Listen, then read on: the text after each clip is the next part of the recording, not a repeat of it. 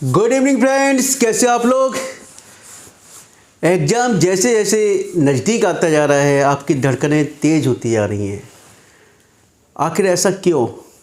मैं देख रहा हूँ कि आप लगातार आ रहे हो कि सर क्वेश्चन बैंक है, इस पर टिक लगा दीजिए इम्पोर्टेंट पे।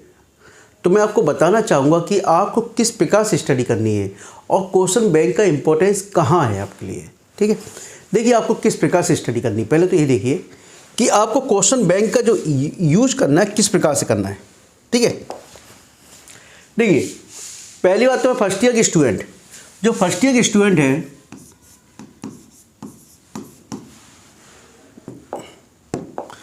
फर्स्ट ईयर के, उनको बताना चाहूँगा कि आपका जो सिलेबस है चेंज हुआ है। ठीक है, यानी फर्स्ट ईयर के स्टूडेंट का सिलेबस तो चेंज हुआ है, तो इसलिए क्वेश्चन बैंक में जो आपके पास क्वेश्चन बैंक होंगी तो उसमें भी क्या होगा कि सिलेबस में कई टॉपिक ऐसे हैं जो नए इंक्लूड किए गए हैं और पुराने हटाए गए हैं आपके। ठीक है, तो सिलेबस चेंज हुआ आपका। ठीक है, तो पहले तो सिलेबस चेंज हुआ और इसके अतिरिक्त सेकेंड ईयर और third year student, third year, देखिए क्वेश्चन बैंक में आपको क्वेश्चंस मिलेंगे आपको। ठीक है, और आंसर्स भी मिलेंगे आपको। एक तरह से आपको ये तो मालूम पड़ जाएगा कि कौन सा क्वेश्चंस इंपॉर्टेंट है। ठीक है, लेकिन मैं आपको फिर बताऊंगा आपको कि आप वहाँ से क्वेश्चन रीड कीजिए, आपको क्वेश्चन लिखिए, लेकिन आपको आंसर क्या लिखना है। क्योंकि कई बार ऐसा होता है कि आप शॉर्ट के चक्कर में कि क्वेश्चन बैंक में क्वेश्चन लिखा हुआ है और आंसर भी लिखा हुआ है, लेकिन यदि वहाँ से आप आंसर कई बार पिकअप करते हो, उठाते हो और लर्न करते हो, तो क्या होता है कई बार जो आंसर होता है वो कंसेप्चुअल नहीं होता कई बार। तो आपको जो आंसर लिखना है क्वेश्चन वहाँ से पिकअप कीजिए, आंसर अपने कंसेप्ट के आधार पे, अर्थात अपनी बुक के आधार पे जो आपने पढ़ा है उसके हिसाब से लिखिए। याद रखिए जो आंसर होगा आपका वो आपके कंसेप्ट के आधार पर जो आपने स्टडी किया है उस पे फोकस कीजिए, यानी उसी को लिखिए। ठीक है, और क्वेश्चन बैंक यानी जितने भी नंबर ऑफ द टाइप्स के क्वेश्चंस अभी तक आए हैं एग्जाम में, ठीक है, और जो भी क्वेश्चन बन सकते थे, ठीक है, उन सभी क्वेश्चंस को लिखिए। पहले क्वेश्चंस लिखिए, उसके बाद अपने जो आंसर आपने याद किया है उसको लर्न करके लिखिए। क्योंकि क्वेश्चन बैंक में जो आंसर लिखा होगा, देखिए कंफ्यूजन अब कहाँ होगा आपको। सबसे बड़ा कंफ्यूजन जो होने जा रहा है, स्टूडेंट क्या करते हैं कि आपने अभी तक स्टडी किया जो भी, ठीक है, क्लास में पढ़ा, अपने आप पढ़ा, आपके टीचर्स ने पढ़ाया और आपने रीड किया, लेकिन स्टूडेंट क्या करते हैं क्वेश्चन बैंक मार्केट से खरीदी हमने, ठीक है, और फिर क्वेश्चन देखा और जो आंसर उसमें लिखा है वही आंसर आप याद करने लगते हो। तो यानी कि जब आंसर आप वही याद करने लगते हो तो आपने अभी तक जो याद किया था, जो समझा था, जो कंसेप्ट डेवलप किए थे वो तो भूल रहे हो आप। तो इसलिए याद रखिए क्वेश्चन बैंक का इंपॉर्टेंस आप वहीं तक रखिए कि क्वेश्चंस वहाँ से पिकअप कीजिए आप, लेकिन जो आंसर लिखिए वो अपने कंसेप्ट के आधार पे जो आपने अभी तक सीखा है उसी को लिखिए आप, वरना ओवरलैपिंग के चक्कर में आप एग्जाम में कंफ्यूज हो जाओगे और ये समझ में नहीं आएगा कि आंसर इसका लिखना है कि उसका लिखना है। याद रखिए, तो ये पॉइंट अपने दिमाग में हमेशा बैठा रखिए। ठीक है, और फर्स्ट ईयर के स्टूडेंट से स्पेशली मैं कहना चाहूँगा कि क्वेश्चन बैंक का इंपॉर्टेंस है, मैं मानता हूँ पूरा है, लेकिन ये आपकी फर्स्ट ईयर है। ठीक है, तो आपको जो स्टडी करनी है वो पूरे कंसेप्ट के साथ करिए। ठीक है, क्योंकि आपके जो सब्जेक्ट होगा physics, chemistry, math, engineering, drawing, ये चार मेन सब्जेक्ट जो है पूर्णतः किसके आधार पे, प्रैक्टिस के आधार पे और कंसेप्ट के आधार पे। ठीक है, तो मैं ये कहूँगा जो ऑब्जेक्टिव टाइप क्वेश्चंस होते हैं आपके, ऑब्जेक्टिव टाइप क्वेश्चन 10 क्वेश्चन तो आपके ऑब्जेक्टिव टाइप क्वेश्चंस हैं, और ऑब्जेक्टिव टाइप क्वेश्चंस आप जब भी सॉल्व कर पाओगे जब आपके कंसेप्ट क्लियर होंगे। ठीक है, और क्वेश्चन बैंक उठाइए, क्वेश्चन बैंक से आप क्वेश्चन पढ़िए, लेकिन आप भी क्या कीजिए, आंसर जो आपने सीखा है वही आंसर आप लिखिए। कहीं ऐसा ना हो आपके लिए भी कि ओवरलैपिंग के चक्कर में आप फंस जाओ, ऐसा मत कीजिए आप। और हाँ, अभी से मैं कहूँगा आपसे कि डेली 4 या 5 क्वेश्चंस, या मैं तो कहूँगा कि 5 से अधिक क्वेश्चन या 10-15 क्वेश्चन जितने भी हो सके, मैक्सिमम क्वेश्चंस को आप लिख के प्रैक्टिस कीजिए। जितना आप लिख के प्रैक्टिस कर लोगे ना, उतनी आपको एग्जाम टाइम में आपकी प्रॉब्लम सॉर्ट आउट हो जाएगी।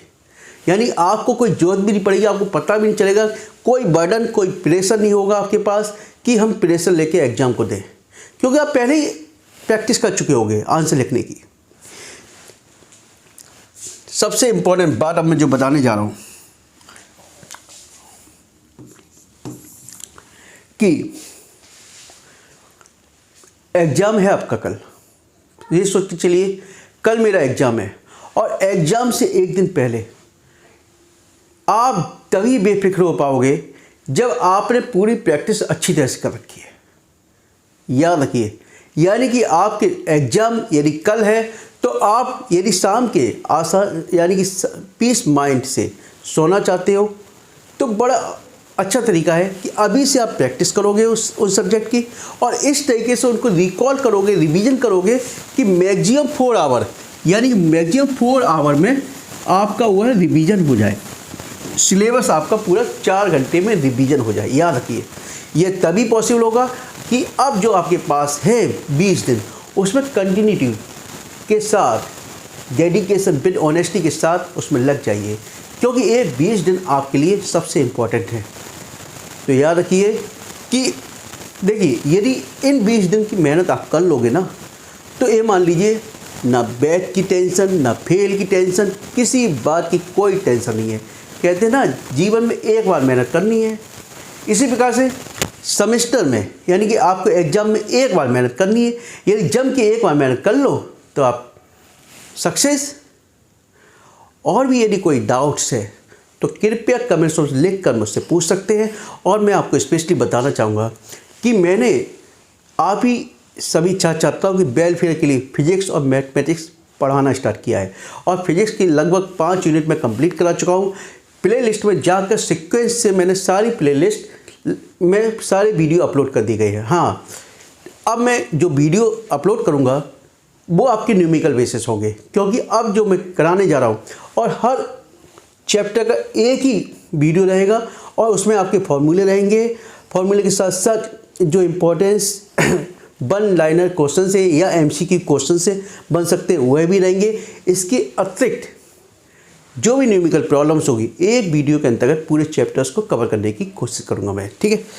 और बस मेरा यही कहना है कि क्वेश्चन बैंक्स इंपॉर्टेंस है, निश्चित रूप से इंपॉर्टेंस है, लेकिन क्वेश्चन बैंक से आप केवल क्वेश्चन लर्न कीजिए, क्वेश्चन पढ़िए, ठीक है, ठीक है। और आंसर आप अपने दिमाग से लिखिए, जो आप अभी तक लर्न करते रहे हैं, क्योंकि फिर वही दिक्कत आपके साथ नहीं आएगी, ठीक है, ओवरलैपिंग की। चलिए, आपने 10 साल के जो भी क्वेश्चन दिए वो आपने देख लिए, ठीक है, लेकिन आपका नेक्स्ट टाइप तो ये बनता है ना कि फुल सिलेबस कवर करके जाए। फुल सिलेबस कवर करके जाओगे तो आपके अंदर एक अलग सा कॉन्फिडेंस दिखेगा। होता है ना कि पेपर कितना भी टफ आ जाए, मैं पूरा रीड करके आया हूँ यार, मुझे किस चीज़ की टेंशन है, कहीं से भी पेपर आएगा मैं करूँगा। भाई 5 यूनिट है, 5 यूनिट पढ़ के आया हूँ मैं, कहीं से क्वेश्चन आ जाएगा मैं करूँगा।